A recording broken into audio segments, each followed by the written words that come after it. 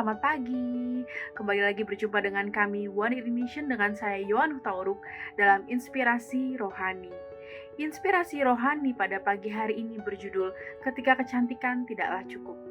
Kita hidup di suatu zaman di mana kecantikan secara badani adalah segalanya. Program-program seperti beauty pageant, sosial media, dan acara-acara di televisi seakan-akan menjanjikan bahwa kecantikan adalah rahasia dari kehidupan yang sempurna dan bahagia. Tetapi apakah benar demikian? Kehidupan Rahel menunjukkan kepada kita bahwa kecantikan tidak selamanya membawa kebahagiaan. Alkitab mencatat bahwa Rahel itu elok sikapnya dan cantik parasnya dalam Kejadian 29 ayat yang ke-17.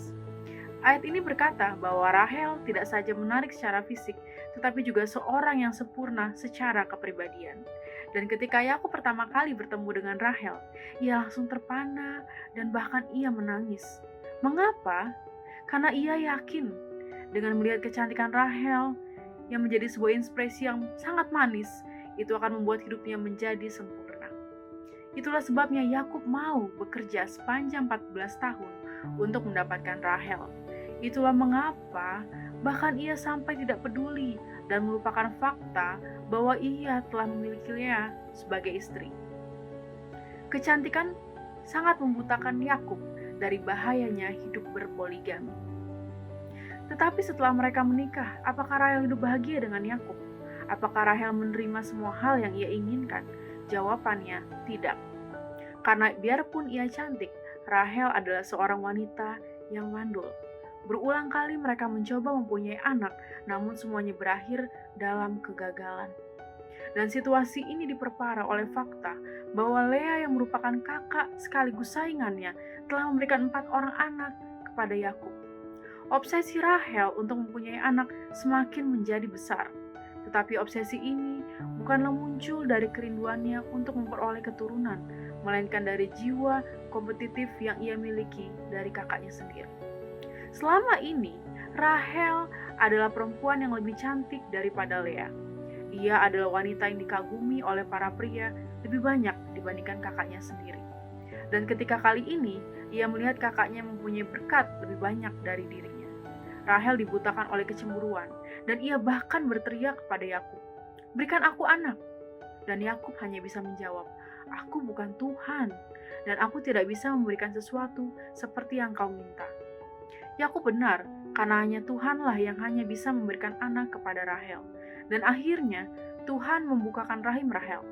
Ia memberi nama anak itu Yusuf, yang berarti Tuhan akan menambahkan.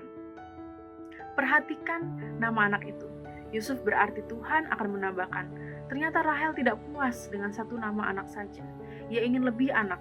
Ia dibutakan oleh jiwa kompetitifnya yang tidak mau kalah terhadap kakaknya sendiri. Dan Tuhan menjawab permintaannya. Tapi kali ini semua berakhir tragis, karena Rahel akhirnya meninggal saat ia melahirkan anaknya yang kedua. Seraya Rahel menghirup nafas terakhirnya, ia melihat bayi itu dan menamai Ben-Oni, yang berarti anak dari penderitaanku. Kecantikan adalah berkat yang Tuhan berikan kepada manusia, tetapi kecantikan bisa berubah menjadi kutuk ketika kita membandingkan berkat itu dengan kekurangan orang lain, terutama ketika kita terperangkap oleh semangat kompetitif yang membutakan hati kita. Pada akhirnya, Rahel dikuburkan seorang diri di pinggir jalan. Semua harapan yang ia miliki atas kehidupannya pecah berkeping-keping karena obsesi untuk menjadi seorang yang terbesar. Kisah Rahel menjadi peringatan kepada mereka yang memuji kecantikan sebagai prioritas dalam kehidupan. Kiranya renungan kita pada pagi hari ini boleh menginspirasi kita dalam menjalani kehidupan kita sepanjang satu hari ini, agar kita lebih mengutamakan karakter rohani kita daripada kualitas fisik kita. Kiranya Tuhan memberkati kita semua, dan kiranya kita dapat semangat dalam menjalani hari ini. Sampai bertemu di lain kesempatan.